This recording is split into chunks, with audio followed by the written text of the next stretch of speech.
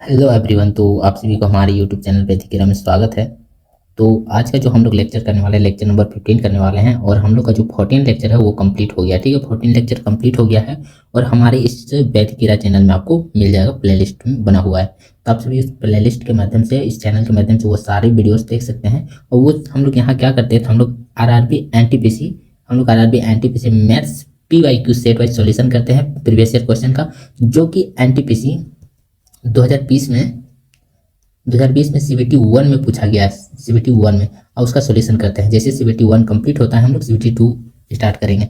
तो आप सभी इसको ज़्यादा से ज़्यादा शेयर करें और सब्सक्राइब करें इस चैनल को, ताकि और वीडियोस आप सभी को कंटिन्यू मिलते रहे। तो हम लोग इसमें 30 क्वेश्चन प्रीवियस ईयर कर लेते हैं, जो कि सेट वाइज पूछा गया है। और हम लोग best solution with best analysis के साथ करते हैं। तो इसको ज़्यादा से ज़्यादा शेयर करें। तो चलिए हम लोग आज का क्वेश्चन नंबर 1 से सॉल्यूशन स्टार्ट करते हैं। क्वेश्चन नंबर 1 में हम लोग देखते हैं कि दिया गया आरेख का अध्ययन कीजिए और नीचे दिए गए प्रश्न का उत्तर दीजिए। ठीक, तो ये आपका डाटा सारा दिया गया है। इसमें क्वेश्चन जो है, क्वेश्चन यहाँ आपको पढ़ने को मिल सकता है।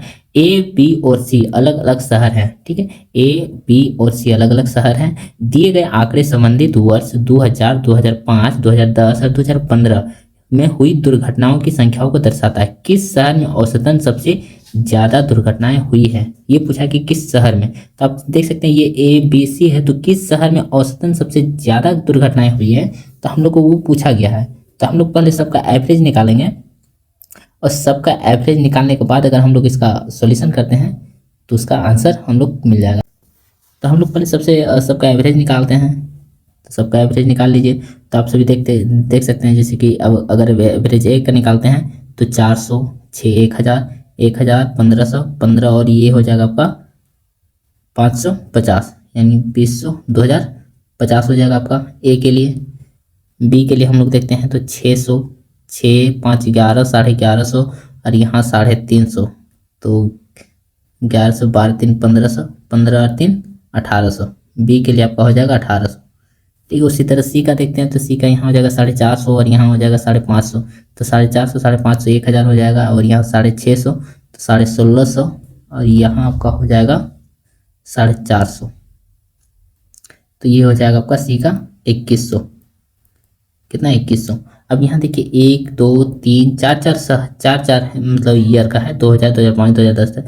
तो सबको 4 से अगर डिवाइड करते हैं, सबको 4 से डिवाइड करते हैं तो सी का जो एवरेज है वो ज़्यादा निकल जाएगा। यानी कि आपका जो आंसर हो जाएगा वो क्या हो जाएगा? ऑप्शन नंबर 2 सी हो जाएगा। ठीक है, चलिए आगे बढ़ते हैं। Question number 2। क्वेश्चन नंबर 2 में आपको बोला गया है कि सेम क्वेश्चन वही, मतलब सेम डाटा के साथ दिया गया है क्वेश्चन, इसमें बस अलग किया गया। बोला कि ABC अलग अलग शहर हैं और दिए गए आंकड़े संबंधित वर्ष 2000, 2005, 2010 और 2015 में हुई दुर्घटनाओं की संख्या का है। दिए गए आंकड़ों के आधार पर कहा जा सकता है कि किस शहर ने दुर्घटनाओं को सबसे प्रभावी ढंग से नियंत्रित किया। तो नियंत्रित कौन किया है ज़्यादा? तो नियंत्रित वो जिसका दुर्घटना कम हुआ होगा। तो हम लोग यहाँ पर क्वेश्चन नंबर 1 में जो डाटा है आप सभी देख सकते हैं, तो सबसे कम किसका ये है? सबसे कम दुर्घटना बी का है। तो हम लोग जो सबसे प्रभावी ढंग से नियंत्रित किया वो कौन क्या है? बी क्या है। ठीक है, तो हम लोग यहाँ बोल सकते हैं कि जो बी है वो सबसे प्रभावी ढंग से नियंत्रित किया है। तो आप सभी यहाँ देख भी सकते हैं, बी का यहाँ 600 था, फिर यहाँ 550 हुआ, फिर यहाँ कम हो गया और भी, और यहाँ और भी कम हो गया। यानी कि बी जो है सबसे अच्छा ढंग से नियंत्रित किया है। तो ऑप्शन नंबर 2 हो जाएगा बी। ठीक है, चलिए आगे बढ़ते हैं। Question number 3। क्वेश्चन नंबर 3 में क्या बोला गया है? बोला गया है कि ए और बी सी डी, ठीक है, ABC और डी अलग अलग शहर हैं। ठीक है, यहाँ 4 शहर हो जाते हैं, ABCD 4 शहर हैं और दिए गए आंकड़े के संबंधित 2000, 2005, 2010 और 2015 में हुई दुर्घटनाओं की संख्या है। यदि 2020 के आंकड़े 2015 के समान प्रवृत्ति का है, अनुसरण करता है, तो किस शहर में दुर्घटनाओं की संख्या सबसे अधिक होगी? तो बोला है कि 2015 की अपेक्षा 2020 में जो होने वाला है, 2020 में जो दुर्घटना होने वाला है सेम 2015 की तरह होने वाला है। तो बोला है कि किस शहर में दुर्घटनाओं की संख्या सबसे अधिक होने की संभावना है। तो हम लोग यहाँ देख सकते हैं कि 2015 में सबसे अधिक किसका है? तो सबसे अधिक ए का है। तो जो आने वाले 2020 में होगा उसके सबसे अधिक संभावना किसका होगा? ए का। यानी कि ऑप्शन नंबर 2 आपका ए आंसर हो जाएगा। ठीक है, चलिए आगे बढ़ते हैं क्वेश्चन नंबर 4 में। तो क्वेश्चन नंबर 4 ये आपका दिया गया है, इसमें पूछा है कि x का मान निकालें। तो हम लोग इसका x का मान कैसे निकाल सकते हैं? तो हम लोग अगर दोनों साइड अगर स्क्वायर कर देते हैं, ठीक है, दोनों साइड, तो यहाँ आपका ये x² से ये अंडर रूट कट जाएगा। ठीक है, उसके बाद 92 का स्क्वायर करते हैं, ये होता है 92 का स्क्वायर होता है 8464, ठीक है। उसके बाद यहाँ 2116 से ये आपका कट जाएगा कितना, 4 बार में, तो ये हो जाएगा √48 डिवाइडेड बाई एक्स बराबर कितना हो जाएगा 4। हम लोग यहाँ अगर स्क्वायर करते हैं दोनों तरफ तो ये इससे कट जाएगा, तो यहाँ हो जाएगा आपका, यहाँ आपका हो जाएगा 48 डिवाइडेड बाई एक्स बराबर 16, ठीक है। फिर यहाँ आपका हो जाएगा, मान लीजिए कि ये आपका डिवाइड में है, तो यहाँ हम लोग सॉल्यूशन करते हैं, तो 48 बटा में एक्स बराबर 16, तो 16 या 48, यानी कि एक्स बराबर कितना हो जाएगा आपका 3, तो आपका ऑप्शन नंबर 2 हो जाएगा एक्स बराबर 3, ठीक है। चलिए आगे बढ़ते हैं क्वेश्चन नंबर 5। क्वेश्चन नंबर 5 में क्या बोला गया है, तो यदि ए स्क्वायर प्लस बी स्क्वायर बराबर 82 है, ए बी बराबर 9 है, तो ए क्यू प्लस बी क्यू का मान ज्ञात कीजिए। आप इसको बेसिक फार्मूला से भी कर सकते हैं, लेकिन ज़्यादातर आसानी अगर नॉर्मल डिजिट में है, ठीक है, तो आप इसको आसानी से कर सकते हैं। मान लीजिए ए बराबर 9 मान लीजिए, 9 का स्क्वायर प्लस बी बराबर 1 मान लीजिए, 1 का स्क्वायर आपका कितना हो जाएगा 82, और 9 इंटू 1 कितना हो जाएगा 9, यानी कि ये सेटिस्फाइड हो रहा है। तो आप यहाँ बैठा सकते हैं 9 का क्यूब प्लस 1 का क्यूब इज इक्वल टू 9 का क्यूब आपका होता है 729 प्लस 1 इज इक्वल टू 730, ठीक है। तो आपका ऑप्शन नंबर यहाँ 3 हो जाएगा, 730 आंसर हो जाएगा, ठीक है। चलिए आगे बढ़ते हैं क्वेश्चन नंबर 6। क्वेश्चन नंबर 6 में क्या बोला गया, यदि x का पावर 4 प्लस x का पावर -4, x का पावर -4 का हम लोग क्या लिख सकते हैं, तो 1/x का पावर 4, ठीक है, ये लिख सकते हैं। उसके बाद बराबर कितना दिया है 1154, तो पूछा गया है x प्लस 1/x पूछा गया है, क्योंकि x का पावर -1 यानी कि x प्लस 1/x लिख सकते हैं, इसका मान पूछा गया है, ठीक है। तो हम लोग जानते हैं क्या, हम लोग अगर जैसे कि जानते हैं, हम लोग यहाँ लिख सकते हैं, तो x plus 1/x is equal to p है, तो हम लोग जानते हैं x का स्क्वायर प्लस 1/x का स्क्वायर जाएंगे तो हो जाएगा p स्क्वायर माइनस का 2, ठीक है। लेकिन अगर हम लोग यहाँ से रिवर्स जाते हैं तो क्या हो जाएगा, यहाँ से रिवर्स जाने के लिए यहाँ घटाना पड़ेगा, ठीक है ना। यहाँ तो मान लीजिए कि इसमें क्या करना पड़ेगा, इसको इधर करेंगे हम लोग, मान लीजिए पी स्क्वायर निकालना है तो इसको क्या करना पड़ेगा, जोड़ना पड़ेगा, ठीक है, इधर लागे। तो सेम यहाँ हो जाएगा आपको, मान लीजिए यहाँ 2 जोड़ देते हैं, जैसे कि x का पावर 4 प्लस 1/x का पावर 4 प्लस 2 बराबर हम लोग कर सकते हैं, इधर भी 2 जोड़ देते हैं, तो ये कितना हो जाएगा 1156, ये आपका हो जाएगा x का स्क्वायर प्लस 1/x का स्क्वायर का होल स्क्वायर बराबर 1156। तो यहाँ से आपका निकल जाएगा x square plus 1/x square is equal to, ये इधर आ जाएगा तो अंडर रूट में चला जाएगा, 1156 जो किसका अंडर रूट होता है, किसका स्क्वायर होता है, तो 34 का, ठीक है। सेम यहाँ से उसी तरह x प्लस 1/x करते हैं, तो यहाँ 2 जोड़ देंगे तो यानी 36 हो जाएगा, 36 का कितना हो जाएगा अंडर रूट, तो 6 हो जाएगा, ठीक है। यानी x plus 1/x is equal to आपका निकल जाएगा 6, ऑप्शन नंबर 3 आपका आंसर हो जाएगा, ठीक है। चलिए आगे बढ़ते हैं क्वेश्चन नंबर 7। क्वेश्चन नंबर 7 में आपको बोला गया ए बी सी और डी का औसत वजन जो है 56 kg है, ए बी और सी का औसत वजन 52 kg है, सी डी का औसत वजन 48 kg है, तो सी का वजन ज्ञात कीजिए, ठीक है। तो हम लोग क्या करेंगे, यहाँ सबसे बेसिक से आसान से कर सकते हैं, ए बी सी का औसत वजन कितना है 52, और ये चारों का कितना है तो 56, तो 56 का 4 गुना करते हैं तो कितना हो जाएगा 4 छक 24 के 4 हाथ में 2 4 5 20 और 2 22, 224 हो गया। फिर हम लोग करते हैं यहाँ ए बी सी, तो कितना हो जाएगा 3 दूना 6, ए प्लस बी प्लस सी का टोटल हो जाएगा कितना 3 दूना 6 3 5 15 156। और वहीं सी और डी का करते हैं, तो सी और डी का सी प्लस डी का 48 दूना 96, ठीक है। तो हम लोग देखिए यहाँ टोटल हम लोग जोड़ते हैं तो कितना हो जाएगा ए प्लस बी प्लस 2c हो जाएगा, 2c प्लस डी, ये टोटल कितना हो जाएगा 6 6 12 2 हाथ में 1 9 5 14 15 5 हाथ में 1 1 1 2 252, ठीक। यहाँ से अगर हम लोग A plus B plus C plus D को घटा देते हैं तो कितना हो जाएगा 224 घट जाएगा, ठीक। और यहाँ 2 को सी है, यहाँ 1 सी है, तो बचेगा कितना सी बचेगा घटा देने से, तो 12 में 4 गया तो कितना हो जाएगा 8, और यहाँ 4 में 2 गया तो 2 28, यानी सी का जो मान आ जाएगा आपका कितना आ जाएगा 28, ठीक है। Option number 2 28 kg answer C का हो जाएगा, ठीक है। चलिए आगे बढ़ते हैं क्वेश्चन नंबर 8।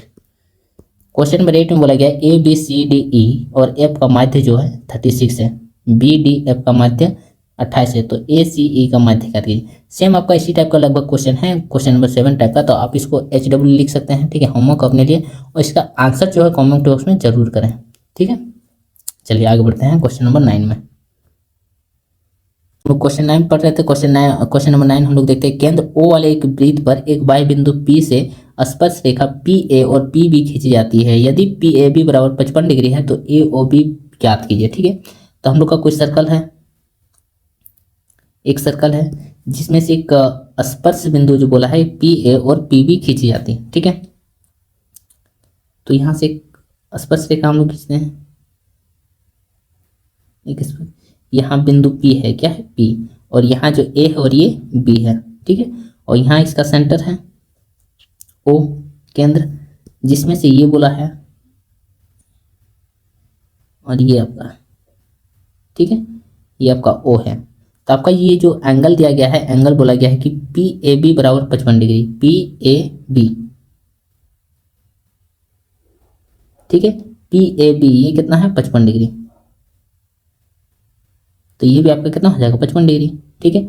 तो हम लोग त्रिभुज ABC मतलब APB में देखते हैं, APB, ठीक है, APB क्या हो जाएगा, देखिए तीनों कोण का योग कितना होना चाहिए 180 डिग्री, कोण A प्लस कोण B प्लस कोण P बराबर कितना होना चाहिए 180 डिग्री। लेकिन ये अगर 55 डिग्री है सेम पॉइंट से, तो स्पर्श रेखा खींचा जाए तो दोनों डिग्री बराबर होता है, ये 55 ये 55, तो कितना हो जाएगा 110 डिग्री। 110 डिग्री ये दोनों हो गया तो ये कितना हो जाएगा 70 डिग्री, कोण P बराबर कितना हो जाएगा 70 डिग्री, ठीक है, क्योंकि तीनों कोणों का योग जो होता है 180 डिग्री होता है, तो ये हो जाएगा 70 डिग्री। तो बोला गया है कि क्वेश्चन पूछा गया है कि AOB ज्ञात कीजिए, AOB, ठीक है। देखिए तो ये 70 डिग्री है तो ये कितना हो जाएगा 110 डिग्री, ठीक है, ये कितना हो जाएगा 110 डिग्री। तो आपका ऑप्शन नंबर 1 हो जाएगा आंसर 110 डिग्री, AOB बराबर कितना हो जाएगा 110 डिग्री। चलिए आगे बढ़ते हैं क्वेश्चन नंबर 10। क्वेश्चन नंबर 10 बोला गया, रमेश शर्मा ने 3 वर्ष के लिए 5% प्रतिवर्ष की दर साधारण ब्याज पर 8,000 रुपये उधार लिए। वो ऐसे मनोहर को 3 वर्ष के लिए 7% प्रतिवर्ष के उधार देता है, उसका लाभ ज्ञात कीजिए। देखिए 3 वर्ष के लिए वो उधार लिया किसी से, कितना 5% कितना 15% इंटरेस्ट देगा उसको, लेकिन वही जो उधार लेता है वो उस पैसा को किसी और को देता है 7% के हिसाब से 3 साल के लिए, 7 या 21%, वो 21% वहां से कमाएगा, ठीक है, किसी से 21%।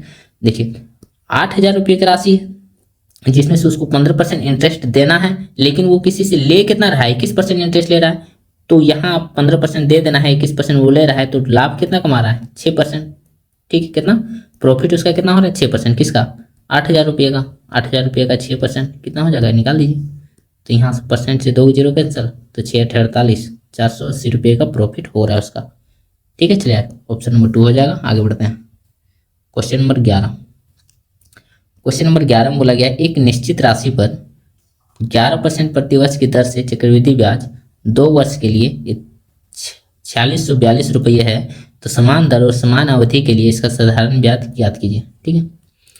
तो हम लोग जानते हैं कि कभी भी अगर चक्रवृद्धि ब्याज लगता है तो 2 साल के लिए तो सक्सेसिव लगता है, तो 11% का सक्सेसिव यानी कि 11 + 11 + 11 × 11/100, ठीक। तो 11 × 22 + 11 11 121 मतलब 1.21, तो यह हो जाएगा आपका 23.21%, ठीक है, यानी कि 11% प्रतिवर्ष की दर से चक्रवृद्धि ब्याज 2 साल के लिए कितना हो जाएगा 23.21%। लेकिन वही अगर साधारण ब्याज रहता तो 11 × 2 हो जाता है कितना 22% होता, ठीक है। तो यहीं आपका बोला है कि 23% का मान जो दिया गया है कितना 4642 रुपया दिया गया है, ठीक है, 4642 रुपया कितना गुना में है 2 गुना में, तो 200 गुना में, ठीक है। तो 22% का मान कितना हो जाएगा, ये भी आपका 200 गुना में हो जाएगा, कितना हो जाएगा 22 × 4400, ठीक है। चलिए आगे बढ़ते हैं, आंसर आपका हो जाएगा ऑप्शन नंबर 1, ठीक है, 44 रुपया। चलिए आगे बढ़ते हैं क्वेश्चन नंबर 12। क्वेश्चन नंबर 12 में बोला गया कि एक आयत की लंबाई एक वृत्त की त्रिज्या का 3/5, एक वृत्त की त्रिज्या एक वर्ग की भुजा के बराबर है जिसका क्षेत्रफल 4900 है, ठीक है। मतलब कि बोला गया है जैसे त्रिज्या का वर्ग, एक वृत्त की त्रिज्या एक वर्ग की भुजा के बराबर है जिसका क्षेत्रफल 4900 है। तो भुजा कितना हो जाएगा 4900 है, तो ए बराबर आपका कितना हो जाएगा 70।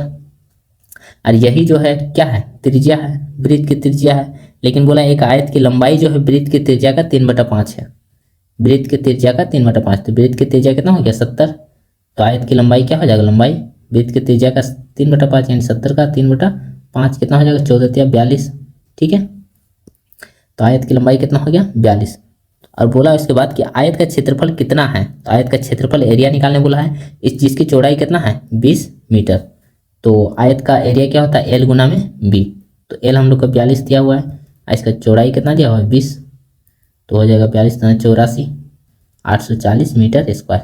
ठीक है, चलिए ऑप्शन नंबर 1 हो जाएगा आपका आंसर। चलिए आगे बढ़ते हैं। Question number 13। क्वेश्चन नंबर 13 बोला गया है 3^71 प्लस 3^72 प्लस 3^73 प्लस 3^74 प्लस 3^75 किससे विभाज्य है। तो हम लोग इसको कैसे सॉल्यूशन करते हैं, तो इसको हम लोग आसानी से कर सकते हैं। 3^71 हम लोग कॉमन ले लेते हैं, 3^71, तो यहाँ क्या बच जाएगा 1 प्लस यहाँ 3^1 प्लस यहाँ 3^2 प्लस यहाँ 3^3 प्लस यहाँ 3^4। ठीक है, फिर हम लोग देखते हैं 3^71 गुना में ये हो जाएगा कितना, तो हम लोग देखते हैं 1 प्लस में 3^1 3 प्लस 3^2 9 प्लस 3^3 27 प्लस 3^3 81। ठीक है, अब हम लोग यहाँ 3^71 रह गया, गुना में हम लोग करते हैं तो जोड़ लेते हैं तो 81 81 और 9 90 90 और ये 30 कितना हो जाएगा 120 और 121, ये कितना हो गया 121। तो आप सभी यहाँ देख सकते हैं 121 में क्या है 11 गुना में 11, यानी कि ये जो सारा किससे विभाज्य है, तो ये जो विभाज्य है 11 से। ऑप्शन नंबर 2 आपका आंसर हो जाएगा। ठीक है, चलिए आगे बढ़ते हैं। Question number 14। तो क्वेश्चन नंबर 14 बोला गया 472 से पूर्णतः विभाज्य 5 अंकों वाली सबसे छोटी संख्या ज्ञात कीजिए। ठीक है, 5 अंकों वाली सबसे छोटी संख्या ज्ञात कीजिए जो 472 से पूर्णतः विभाज्य है। तो आप सभी एक बेसिक सा कॉन्सेप्ट है, तो इसका आप HW लिख लीजिए और इसका आंसर जो है कमेंट बॉक्स में जरूर करें। ठीक है, चलिए आगे बढ़ते हैं। चलिए क्वेश्चन नंबर 15। क्वेश्चन नंबर 15 भी सेम उसी टाइप का है, लेकिन इसको बताते हैं। 6 अंकों की सबसे छोटी संख्या जो 4 8 12 और 16 से पूर्णतः विभाज्य है। ठीक है, तो हम इसको ज़्यादातर ऑप्शन से ऑप्शन एलिमिनेशन भी लगा सकते हैं। जैसे कि 12 में आपका क्या है 3 गुना में 4, यानी कि 3 का मल्टीपल होना चाहिए। तो आप सभी यहाँ देख सकते हैं ये 3 का मल्टीपल है, ये हो सकता है। ये 3 का मल्टीपल नहीं है, 9 और 1 10, ये नहीं होगा, ये हो सकता है। और ये 7 और 1 8, ये नहीं होगा। ठीक है, तो बाकी बचा क्या 2 ऑप्शन बचा। 2 ऑप्शन में से हम लोग देख लेते हैं, तो आपका ये क्रॉस चेक कर लीजिएगा, तो आपका आंसर जो है ये हो जाएगा। ठीक है, ऑप्शन नंबर 1 हो जाएगा। चलिए आगे बढ़ते हैं। Question number 16। क्वेश्चन नंबर 16 बोला गया वह छोटी से छोटी संख्या जो 4707 में जोड़ा जाना चाहिए ताकि योग जो है 4 5 6 और 8 से पूर्णतः विभाजित हो जाए। ठीक है, तो हम लोग इसमें अगर 4707 जोड़ते हैं तो कितना हो जाएगा 4790। इसमें 4707 जोड़ते हैं तो कितना हो जाएगा 4780 प्लस इसमें करते हैं 4707, तो ये कितना हो जाएगा 4770। अगर इसमें जोड़ते हैं 4707 तो ये कितना हो जाएगा 4800। ठीक है, तो आप सभी यहाँ डायरेक्टली देख सकते हैं 4800 जो है यह 4 से भी डिवाइड है, 5 से भी डिवाइड है, 6 से डिवाइड है और 8 से भी डिवाइड है, यानी कि ऑप्शन नंबर 4 हो जाएगा 93 जोड़ा जाना चाहिए। ठीक है, चलिए आपका आंसर हो जाएगा 93, ऑप्शन नंबर 4। चलिए आगे बढ़ते हैं क्वेश्चन नंबर 17। क्वेश्चन नंबर 17 में आपको बोला गया 400 और 600 के बीच उन संख्याओं का योग ज्ञात कीजिए जो जो उन्हें 6 12 और 16 से विभाजित किया जाता है तो कोई शेषफल नहीं रहता। ठीक है, तो हम लोग पहले देख लेते हैं 16 12 और 6 का एलसीएम। 16 और 12 6 का एलसीएम कितना आ जाएगा, तो 16 12 6 का एलसीएम जो है 48 आ जाएगा। ठीक है, तो पहला जो है 400 और 600 के बीच में लेना है, ठीक है, 400 600 के बीच में। तो पहला जो आपका क्या आ जाएगा, मान लीजिए यहाँ से आपका आ जाएगा कितना, 480। 480 से 48 कम करते हैं तो 432, यानी कि पहला 432 फिर 480, इसमें 48 जोड़ते हैं तो कितना हो जाएगा, 8 8 4 12 के 2 हाथ में 1, 528। फिर आपका इसमें 48 जोड़ते हैं तो 8 8 16 के 6 हाथ में 1, 4 2 6 1 7, 576, ठीक है। उसके बाद आप इधर 48 जोड़ते हैं तो 6 से पार हो जाएगा, यानी कि ये 4 संख्या है, 432 480 और 528 और 576 जो 48 से कटता है, ठीक है। चलिए तो इसको जोड़ देते हैं तो कितना हो जाएगा, 432 प्लस 480 प्लस 528 प्लस 576, सबको जोड़ देते तो कितना हो जाएगा, 6 8 14, 6 8 14 4 हाथ में 1, 14 2 16 6 हाथ में 1, फिर हो जाएगा 7 2 9 9 9 9 8 17 17 3 20, हर हाथ वाला 1 21, यानी कि जो लास्ट का 2 डिजिट है वो 16 आना चाहिए। तो आपका 2016 हो जाएगा आंसर, ऑप्शन नंबर 2, ठीक है। चलिए आगे बढ़ते हैं। आपको पूरा सोल्यूशन नहीं करना है, ठीक है, आपको बस आंसर चाहिए, तो आंसर जितना जल्दी हो सके वो आंसर परफेक्ट आना चाहिए। चलिए क्वेश्चन नंबर 18 देखते हैं। क्वेश्चन नंबर 18 में बोला गया कि यदि दो धनात्मक संख्याओं के वर्गों का योग 2437 है और एक संख्या का वर्गमूल 7 है तो दूसरी संख्या ज्ञात कीजिए, ठीक है। बोला कि यदि दो धनात्मक संख्याओं के वर्गों का योग कितना है, यानी कि ए स्क्वायर प्लस बी स्क्वायर बराबर कितना दिया हुआ है, 2437, ये आपका, ठीक है। लेकिन क्वेश्चन बोला है कि एक संख्या का वर्गमूल जो है 7 है, वर्गमूल मतलब कि अंडर रूट, ठीक है। तो अंडर रूट आपका दिया हुआ है 7, तो आपका वो संख्या क्या हो जाएगा, 49, ठीक है।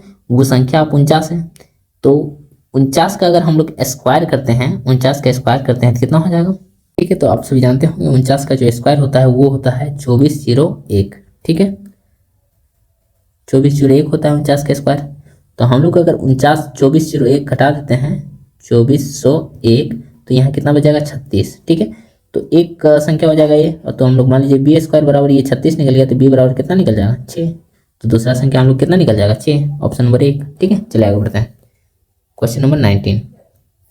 क्वेश्चन नंबर 19 में आपका क्या बोला गया है, तो क्वेश्चन नंबर 19 में आपको बोला गया है कि यदि एक वर्ग की भुजा की लंबाई 10% की वृद्धि की जाती है तो इसके क्षेत्रफल में कितने प्रतिशत की वृद्धि होगी। तो जाहिर सी बात है, एक ये वर्ग है, वर्ग में अगर एक भुजा का अगर बढ़ाते हैं तो सक्सेसिव उसका एरिया में क्या हो जाएगा, सक्सेसिव बढ़ेगा। तो 10% और 10% का सक्सेसिव क्या हो जाएगा, 21%, यानी कि उसका क्षेत्रफल में क्या हो जाएगा, 21% की वृद्धि होगी, ठीक है। चलिए आगे बढ़ते हैं। Question number 20। क्वेश्चन नंबर 20 में बोला है कि प्रति किलो गेहूं की कीमत 25% की कमी के कारण जॉन 600 रुपये में 5 किलो अधिक खरीद पा रहा है, गेहूं के वास्तविक मूल्य प्रति किलोग्राम क्या है, ठीक है।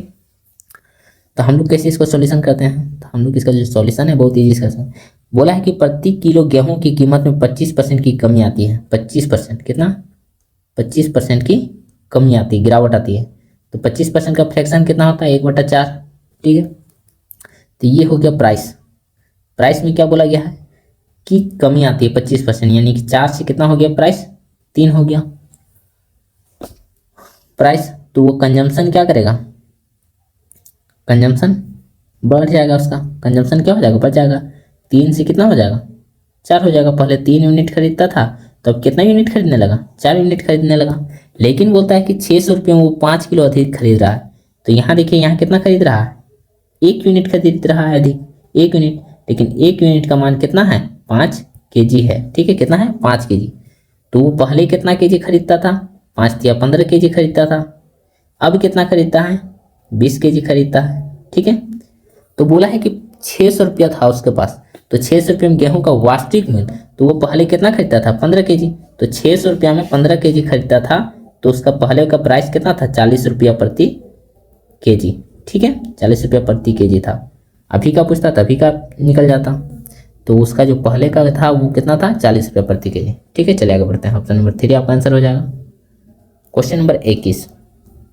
क्वेश्चन नंबर 21 में आपको बोला गया एक व्यक्ति ने 2 वस्तुएं 3000 रुपये प्रति में खरीदी, उसने एक वस्तु में 10% का लाभ कमाया और दूसरी वस्तु में 5% का लाभ कमाया, ठीक है। उसके द्वारा अर्जित कुल प्रतिशत लाभ कीजिए। देखिए, दो वस्तुएं हैं, आप मान लीजिए कि एक कुछ वस्तु खरीद रहे हैं 100 रुपया में, दो वस्तु 100 रुपया में खरीदे, ठीक है, कितना 100 रुपया में।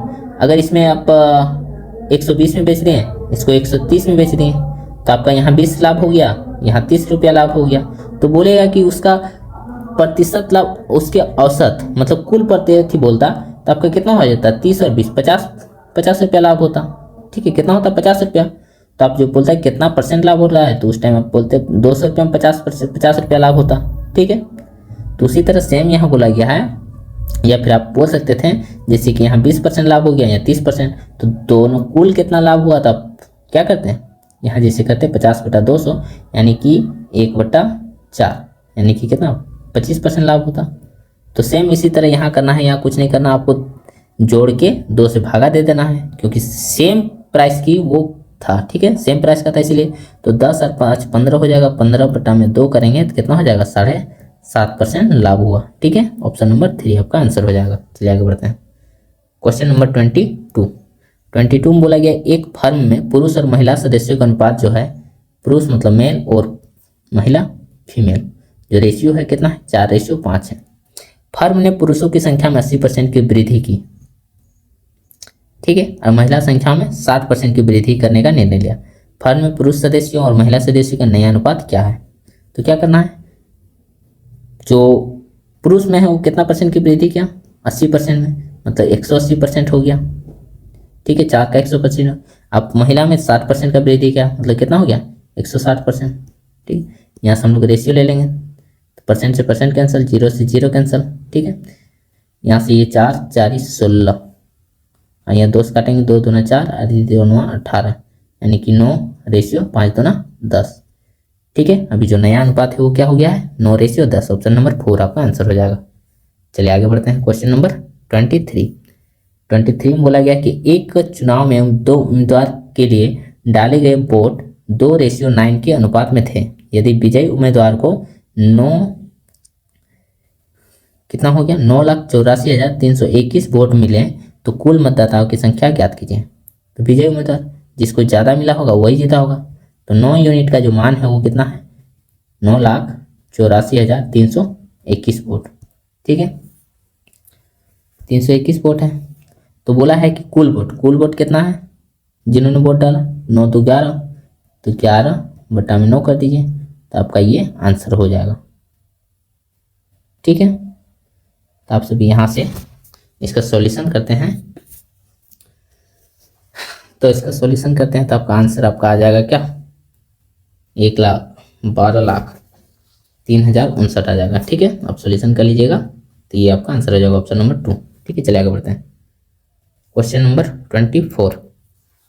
24, ये भी आप सॉल्यूशन करके इसका आंसर कमेंट बॉक्स में कीजिए। चलिए आगे बढ़ते हैं। क्वेश्चन नंबर 25, इसका भी आपका SW हो गया, ये कमेंट बॉक्स में कीजिए आंसर।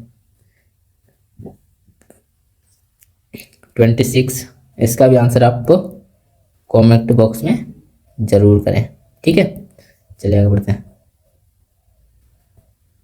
क्वेश्चन नंबर 27 बोला गया कि एक ट्रेन समान गति से 400 किलोमीटर की दूरी तय करती है।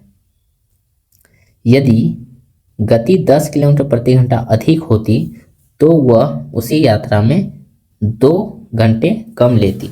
ट्रेन की गति ज्ञात कीजिए, ठीक है। ये टोटल दूरी कितना था, 400 किलोमीटर, ठीक है।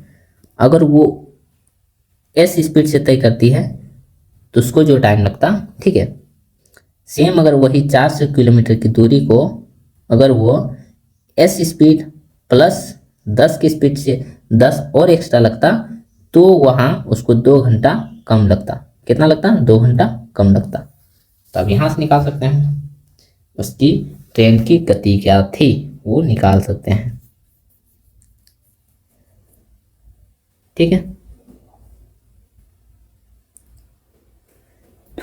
या फिर इसके बाद आप यहाँ कर सकते हैं क्या, यहाँ ऑप्शन लगा सकते हैं, ऑप्शन एलिमिनेशन से। अगर इसमें ऑप्शन एलिमिनेशन लगा सकते हैं जल्दी हो जाएगा। मान लीजिए आप 40 लेते हैं तो 40, तो 400 बटा में अगर 40 करते हैं तो कितना हो जाएगा, ये 10 घंटा टाइम लगता है, कितना 40 का है 400, वहीं 400 बटा में 40 प्लस 10 करते हैं 50, तो यहाँ कितना लगता है 0.05 8 40, यानी कि यहाँ 10 घंटा लगता है, यहाँ 8 घंटा लगता है, यानी कि कितना हो जाएगा 2 घंटा, यानी कि ऑप्शन जो है आपका एक सेटिस्फाइड कर रहा है, यानी कि यहाँ आपका 40 किलोमीटर प्रति घंटा ट्रेन की गति है। ठीक है, चलिए आप आगे बढ़ते हैं।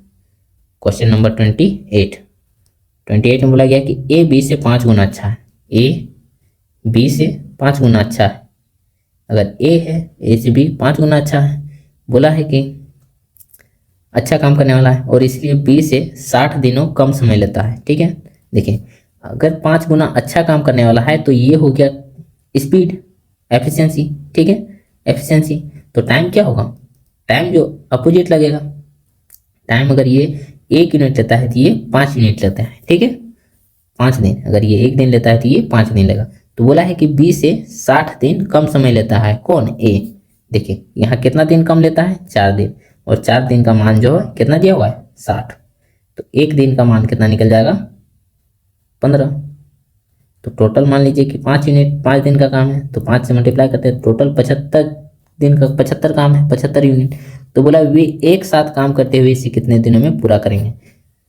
तो 5 एफिशिएंसीज का कितना है, 5 और 1 6, तो 6 के एफिशिएंसीज करेगा 75 काम को, कितना टाइम लगेगा, 3 से डिवाइड, 3 दूना 6 या 3 से 25, 25 बटा 2, 25 बटा 2 यानी कि 12.5 दिन में काम को खत्म कर लेगा। ठीक है, ऑप्शन नंबर 1 आंसर।